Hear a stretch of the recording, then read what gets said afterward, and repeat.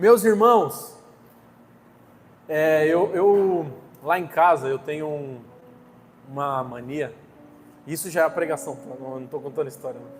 Eu tenho uma mania que eu gosto de montar coisas quando estão por lá. Então chega um móvel, eu gosto de montar. Se tem coisa em casa que está meio quebrada, eu gosto de dar um jeito ali. Eu moro em apartamento, então eu não tenho muito o que fazer.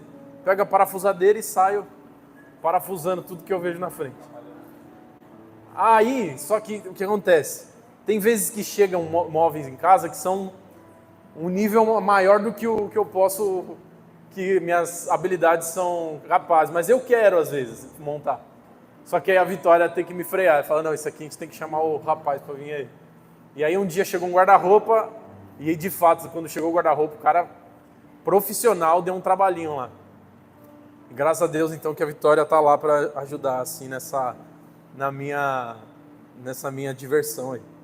Só que aí, pensa aqui numa situação hipotética, isso aqui não aconteceu. Que chega esse guarda-roupa para montar. E aí, eu separo a peça, abro a caixa bonitinho, pego o manual, e aí eu começo a montar, aí eu olho, aí eu reparo que quando eu olho para o manual, tem uma peça que fica lá na base do guarda-roupa que não vai aparecer. Uma peça até meio feia, não está pintada. Aí eu olho para a peça, aí eu falo, poxa, vai ser menos parafuso para eu colocar. Eu vou deixar essa aqui de lado e vou fazer o restante que de fato vai aparecer aqui, né? A porta, o lado, as costas, deixo lá. Mal eu sabia que depois que eu termino de montar, abro a porta do guarda-roupa, o armário pende para o lado e quebra. Por quê, meu irmão? Aquela lá era a base do guarda-roupa. Ela ficava escondida embaixo do guarda-roupa. Isso não aconteceu, tá sabendo? Imagina que fica lá escondida embaixo do guarda-roupa. E sem aquela peça, o armário não ia ficar de pé. A Bíblia é o manual do fabricante. Estou fazendo a relação para você entender agora. Você já pegou aí, né? E no manual do fabricante, de Gênesis a Apocalipse, homens e mulheres fazem a mesma coisa. Você vai lá em Gênesis, eles estão fazendo uma coisa. Antes e depois de Jesus, não. Antes e depois é a mesma coisa, não mudou. Você vai no Novo Testamento, eles estão fazendo a mesma coisa. E o que é? Orando. Eles oram a Deus. Na Bíblia diz que Noé andou com Deus. Enoque andou com Deus. Você vê no Novo Testamento o próprio Jesus se retirando para orar. Da mesma forma que aquela madeira que eu desprezei formava a base do guarda-roupa, a oração, que não é glamurosa, ela não vai aparecer. Jesus ainda fala, quando você orar, vai para o seu quarto, fecha a porta. Essa haste é uma das bases fundamental para o cristão. Então, se eu falo que você é cristão, então você ora. Porque é natural que um cristão ore. Se você não está orando, hoje o tema é um chamado para a oração. Quem consegue ver a misericórdia de Deus nos chamando para Ele? Vocês conseguem notar isso? Que o nosso coração não resista, mas só aceite o convite. Ele diz, eu estou, Jesus, à porta e bato. Quem abrir, eu entrarei. Então, que essa manhã nosso coração se encontre liberado, disponível, para o que o Senhor quer falar com a gente. Amém? Glória a Deus. Então vamos lá para o primeiro texto, Marcos 1, versículo 35.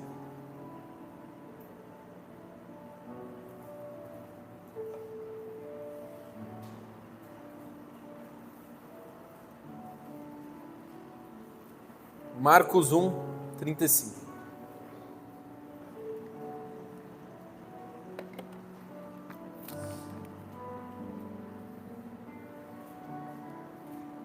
Quem está acompanhando o plano, então vocês já passaram por aqui. Marcos. A primeira pergunta essa manhã é: Gustavo, beleza, mas por que eu devo orar? E a gente vai responder essa pergunta lendo alguns versículos. O primeiro deles é esse aí. Aqui está falando de Jesus, Deus, que não teve como usurpação ser igual a Deus, mas se esvaziou, tomando a forma de servo, e em servo morreu, obediente, em morte de cruz. Jesus, que é Deus, fez exatamente isso que nós vamos ler. De madrugada, quando ainda estava escuro, Jesus levantou-se, saiu de casa e foi a um lugar deserto, e ali orava. O primeiro porquê é o suficiente para todos os outros. Eu não precisava falar mais nenhum outro. Porque Jesus orou. Acabou aí as nossas desculpas. Por que eu devo orar? Porque Jesus orou. Paulo fala: sede meus imitadores como eu sou de Cristo.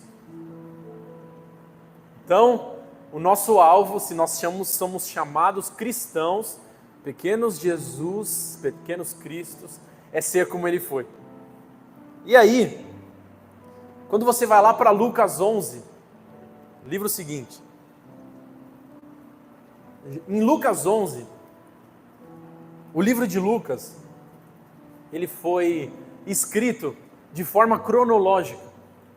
O autor, ele fala: Teófilo, eu investiguei os fatos, e aí eu coloquei eles numa ordem cronológica.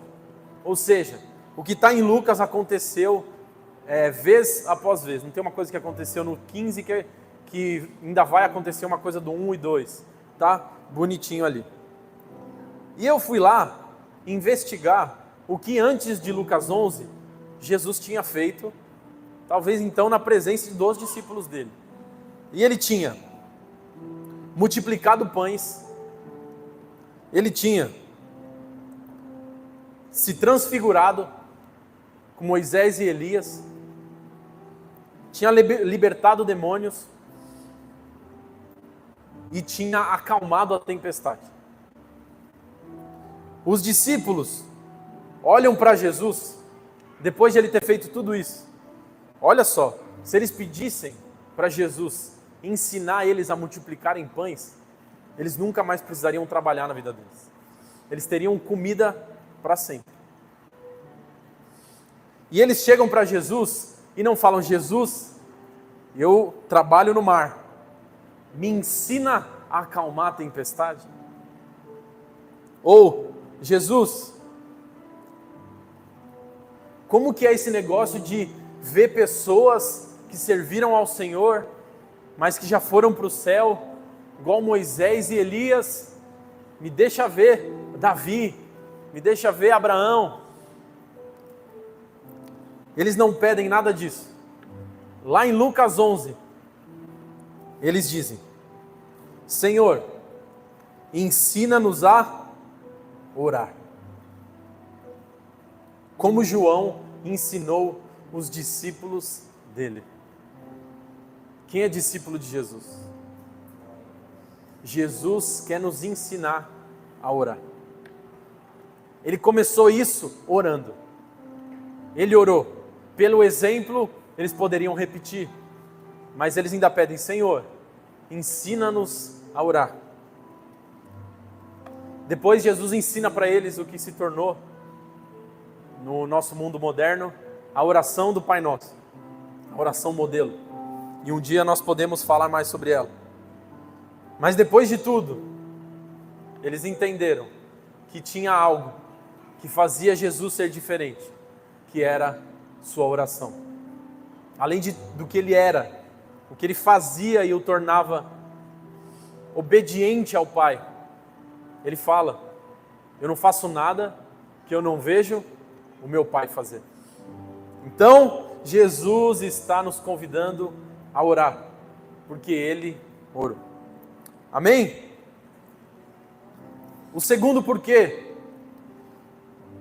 Porque Jesus disse que nós deveríamos orar. Lá em Lucas 18, vai só um pouquinho para o lado, do 11 para o 18.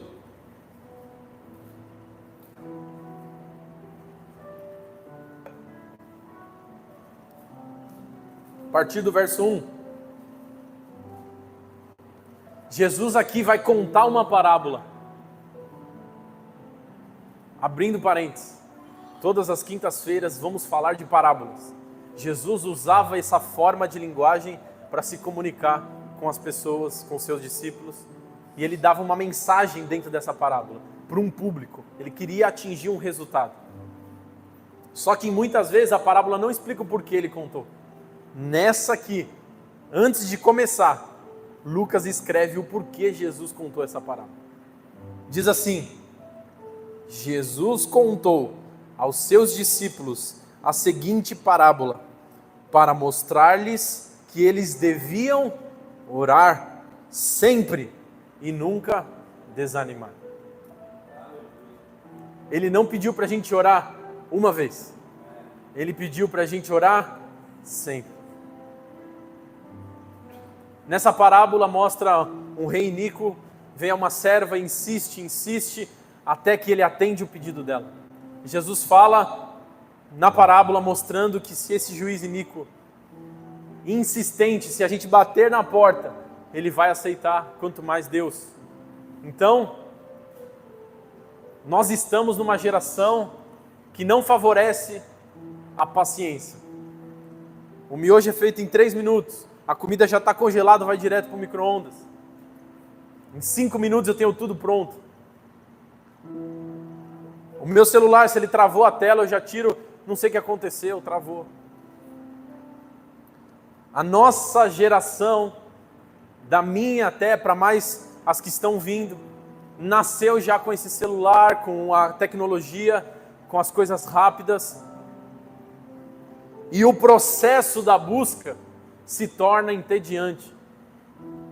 Então você ora uma coisa uma vez e depois você logo desiste. E Jesus está dizendo, devemos orar sempre e nunca desanimar. Ou seja, existe uma espécie de insistência na oração. Existe uma espécie de redundância, de tentativas e tentativas ao bater na porta, ao se aproximar de Jesus. Talvez essas tentativas não queiram dizer que Deus só vai te dar depois que você insistir. Talvez a forja que está fazendo com que o seu coração espere, está sendo o próprio pedido, a resposta da nossa oração. O nosso coração se põe em um lugar de a esperança gerar a perseverança e isso gerar maturidade na nossa fé. Tem vezes que Deus não vai te dar aquilo e você aprende a viver sem, porque aquilo de alguma forma roubava o seu coração. A Bíblia diz que se vocês que são maus sabem dar boas coisas aos seus filhos, se a Maia me pedir pão, quando eu vou dar para ela uma pedra e falo, come filha. E Deus fala na Bíblia, se vocês são maus e dão boas coisas para os seus filhos, quanto mais Deus não dará a vocês aquilo que pedirem.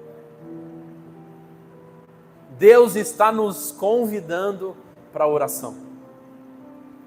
Eu vou dar muitos outros motivos, que são motivos que explicam o porquê eu e você devemos orar sempre e nunca desanimar. Amém? 3. Terceiro porquê. Porque Jesus espera que a gente ore. Ele pediu, ele fez, na verdade, orou. Aí ele fala que nós devemos. E agora, depois que ele falou, ele espera que a gente ore. Ele diz assim, não precisa abrir nesse, Mateus 6,5. Quando vocês orarem, não sejam como os hipócritas. Ele não disse assim, se vocês orarem um dia, não sejam igual aos hipócritas. Ou seja, ele espera que a gente ore.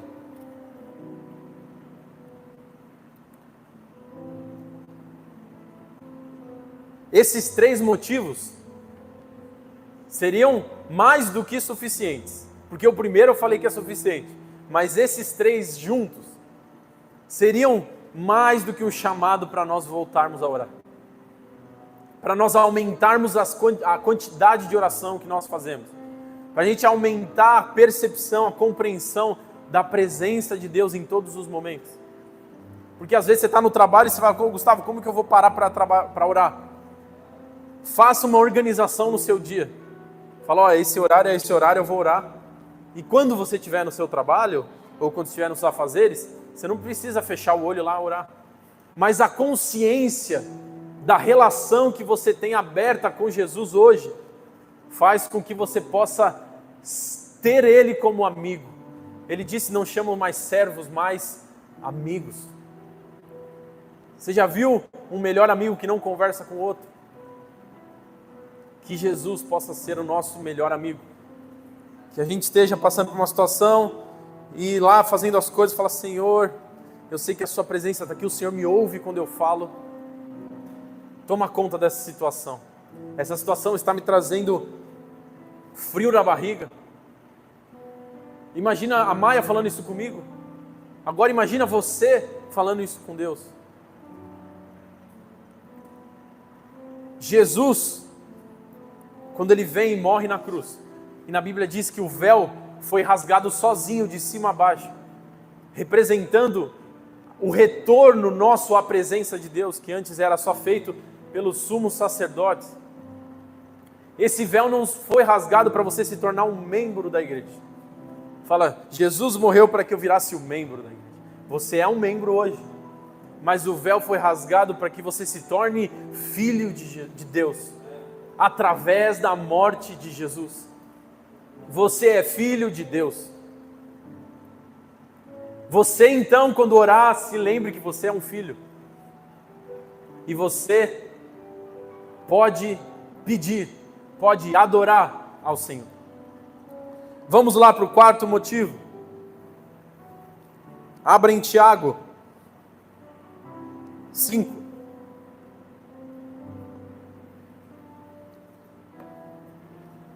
Tiago 5,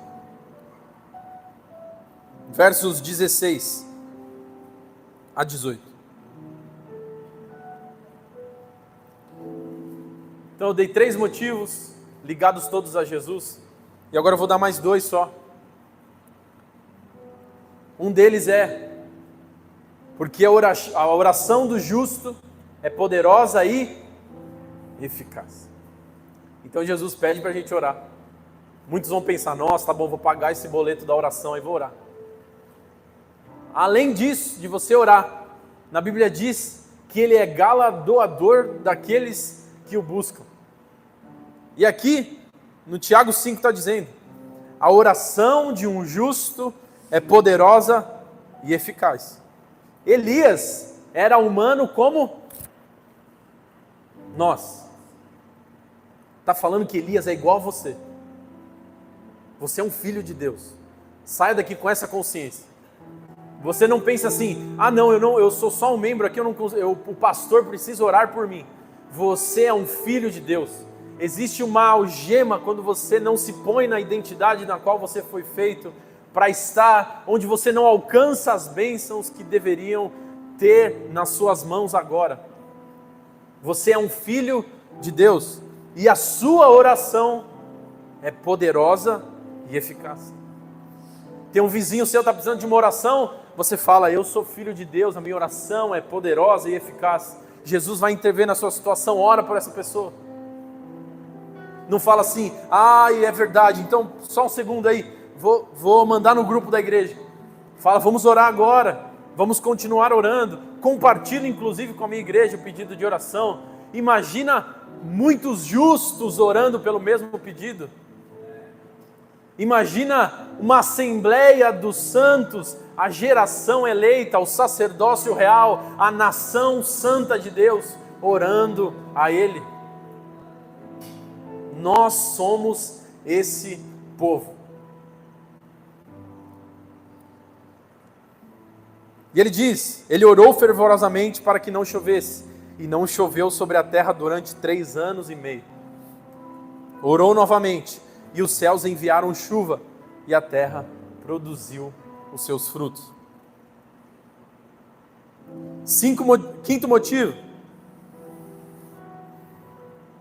Hebreus 4:16.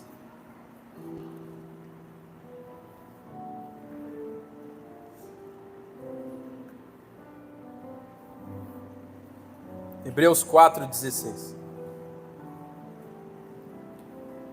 Assim, aproximemo-nos do trono da graça com toda a confiança, a fim de recebermos misericórdia e encontrarmos graça que nos ajude no momento da necessidade.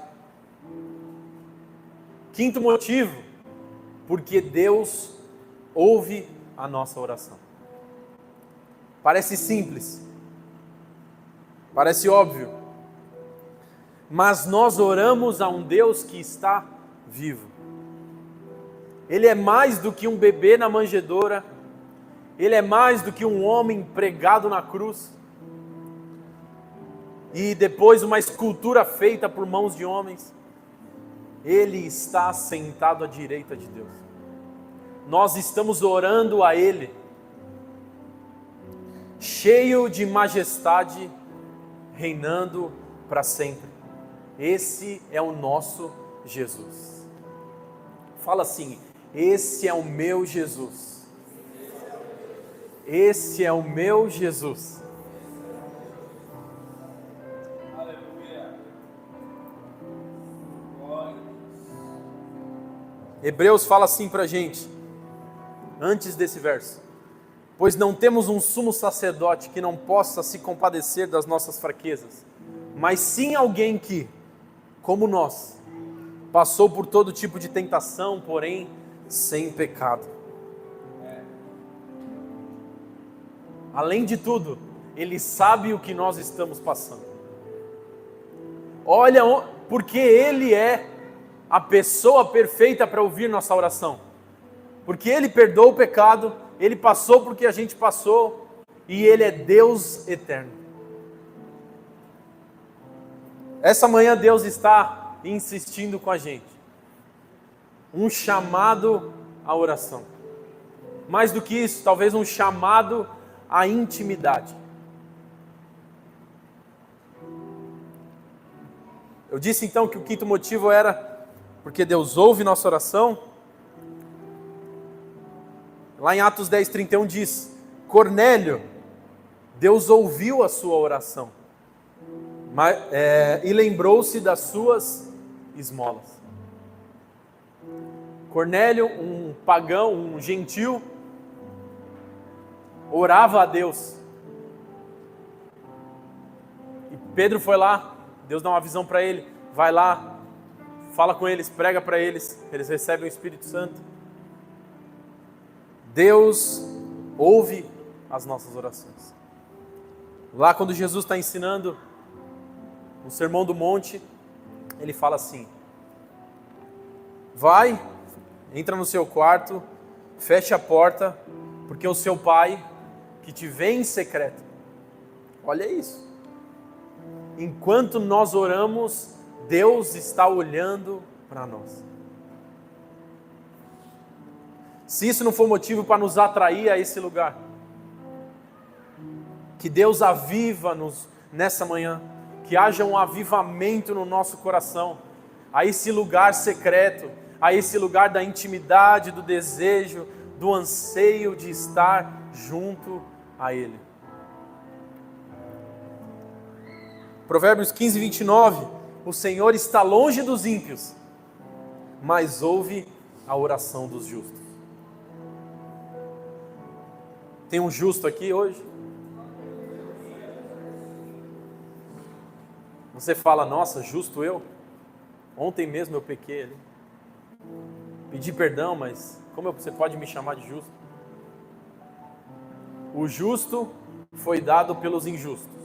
Nós hoje somos cobertos pela justiça que Jesus adquiriu pelo seu sangue. Ele é filho de Deus e nós nos tornamos filho de Deus. Você não é justo por você, você se tornou justo pela obra que Jesus fez na sua vida. Alguém pode dizer que Jesus fez uma obra na sua vida? Você pode relembrar disso? Jesus, nós te agradecemos porque o Senhor fez uma obra na nossa vida. Obrigado porque sem o Senhor nós não estaríamos aqui. Que amor é esse, Senhor? Que mesmo nós indo contra o Senhor nos salva e agora nos chama para ir mais perto do Senhor. Essa manhã nós queremos ir para perto, nós queremos caminhar para próximo do Senhor. Nós aceitamos o convite que nos atrai ao lugar de intimidade com o Senhor. Cai sobre nós, Senhor, quebra as algemas, onde o Seu Espírito está, ali a liberdade.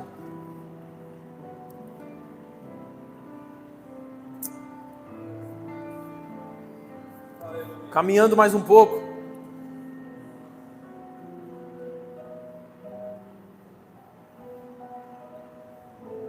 Então, 5 porquês de oração. Por que nós temos que orar? E agora, a gente caminha aqui para a parte final. A segunda parte.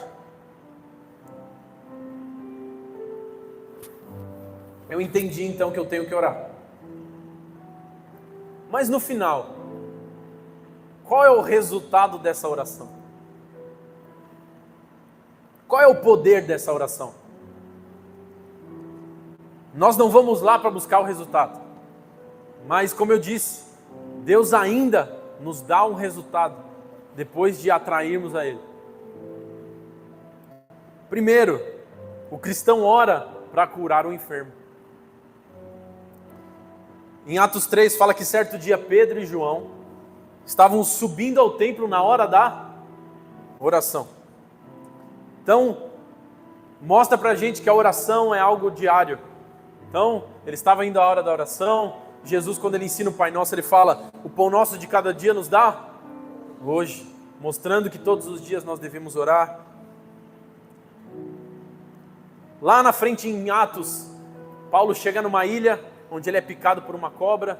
Na sequência, ele conhece um homem chamado Públio, e o pai daquele homem estava doente, acamado. Ele estava sofrendo febre e disenteria.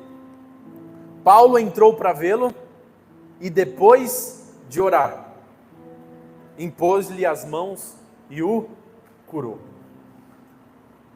A oração cura um enfermo.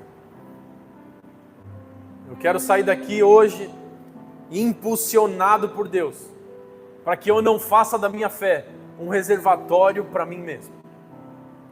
Eu quero sair daqui, desde o nosso GC de sexta-feira, nós falamos sobre isso.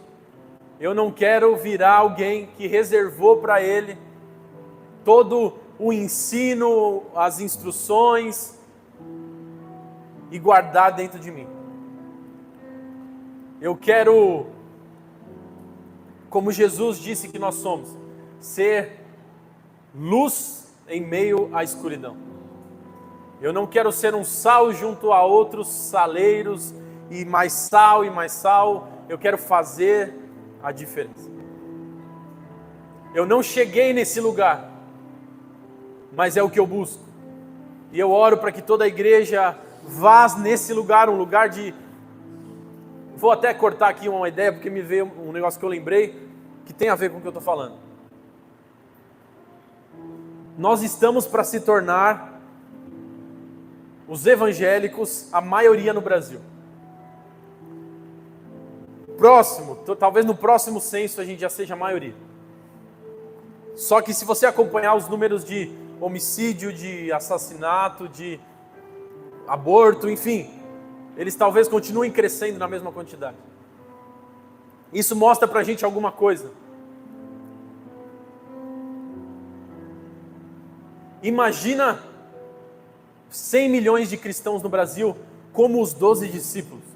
Imagina todos esses 100 milhões sendo igual a esses 12 discípulos. A Bíblia diz que quando eles chegam em um lugar, eles falam: aqueles que estão transtornando o mundo chegaram até nós. Será que nós estamos sendo conhecidos como pessoas que estão transtornando o mundo? Senhor, tem misericórdia de nós e nos leva a esse lugar. É um chamado para a nossa vida, porque o resultado da oração é nós sermos canais de Deus na vida de outras pessoas. Eles não queriam orar, eles estavam indo orar, eles não queriam curar, eles estavam indo orar, eles estavam subindo o templo na hora da oração. Só que surgiu a questão, eles estavam prontos, disponíveis para serem usados. Isso vai começar a acontecer com a gente. Enquanto tivermos uma vida de oração, naturalmente seremos agentes de transformação. Seja contando o nosso testemunho, seja propondo uma oração. Meus irmãos, falar isso aqui de cima, eu preciso estar pronto para a prova que Deus colocará na minha frente, de chegar para mim no meio de uma situação e falar, ora para aquela pessoa, e eu, no meu coração, falar, Senhor, agora vai vir os medos. Aquela pessoa, não, mas se eu falar com ela, isso aqui, mas se eu falar com ela, isso aqui. Que o nosso coração esteja com uma faca entre os dentes, querendo avançar nessa vida sobrenatural de Deus. Eu tô falando algumas coisas que eu vou falar aqui, depois eu pulo. Paulo, quando ele fala como o cristão deve ficar no dia mau, ele fala da armadura inteira. Couraça da justiça, cinturão da verdade, pés com o evangelho da paz, escudo da fé, espada do Espírito. No fim ele fala, orando em todo o tempo. Eu vi isso de um pastor. Deus, quando nós aceitamos, entregamos nosso coração a Ele, não nos deu uma almofada e um pijama. Ele nos dá uma armadura. E orando em todo o tempo é uma das bases que nos sustentará no dia mau. Amém? Acabei de falar isso no próximo ponto, então eu vou pular o próximo ponto. O primeiro foi: o cristão ora por um enfermo, o cristão ora para ficar firme no dia mau. Me distrai sempre que ela passa aqui. O cristão ora para lançar sobre ele a ansiedade, sobre Jesus. Abra lá em Filipenses 4.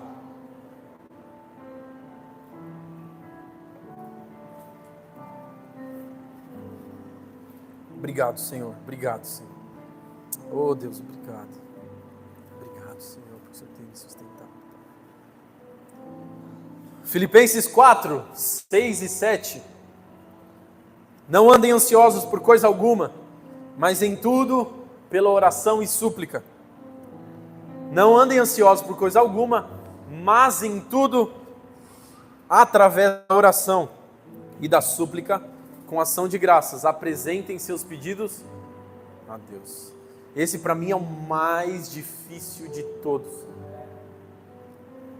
Na minha vida pessoal, tantas coisas se tornaram tranquilas para eu combater, mas essa é uma das mais difíceis.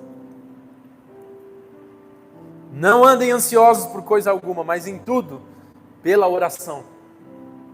A oração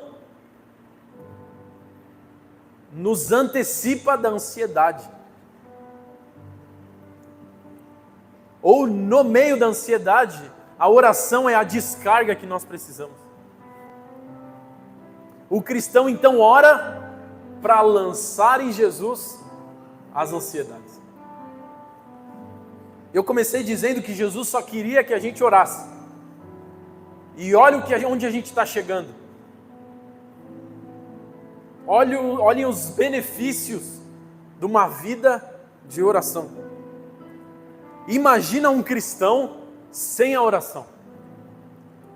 Como ele vai passar pelo dia mau? Como ele vai orar pelo enfermo? Como ele vai se relacionar com Deus, que foi o objetivo da morte de Jesus? A oração é o pilar que sustenta o nosso relacionamento com Deus. As nossas necessidades. Então o cristão ora pelas necessidades, pelo alimento. Mateus 6,11.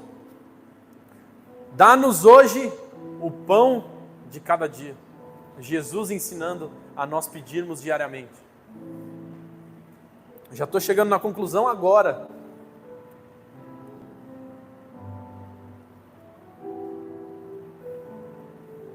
Deus está nos convidando a um novo nível de relacionamento com Ele.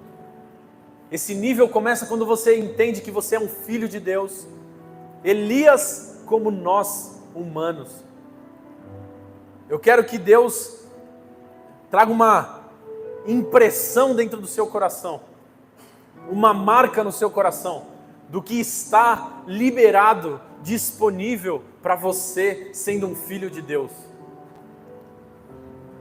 Que Deus nos chacoalhe hoje, que Deus nos transforme hoje, abale a nossa vida de oração. Galera do louvor, fica à vontade para subir aqui. Vamos fazer um momento aqui de oração, de adoração ao Senhor. Então, 1 Tessalonicenses, Paulo diz: orai sem cessar. Jesus falou para que eles orem sempre e não esmoreçam. E Paulo fala: orai sem cessar. Que a nossa fé aumente, já que vamos então começar a orar, que a nossa fé aumente quando nós orarmos ao Senhor. A Bíblia diz que aquele que pede, mas não acredita, não vai conseguir de Deus coisa alguma. É necessário para aqueles que se aproximam de Deus, acreditem que Ele existe e que é galardoador daqueles que o buscam. Nesse lugar de oração, a nossa fé vai ser exercitada. A situação vai passar a ser menor do que sua fé. Se a situação te assustava, a partir de hoje, a sua fé vai fazer com que esse problema diminua. Ele pode continuar lá, mas a sua fé vai fazer dele um minúsculo, um problema pequeno. Era o mesmo gigante na terra, eram as mesmas coisas. 2 deles disseram: apartou-se dele a segurança, Deus nos deu a terra. A fé deles era maior que o problema. Os outros falaram: não, nós somos como gafanhotos perto deles. A fé ficou pequena e o problema gigantesco. A fé vai fazer com que a nossa vida com Deus seja transformada. A oração vai transformar a nossa vida com Deus. Você pode ficar de pé?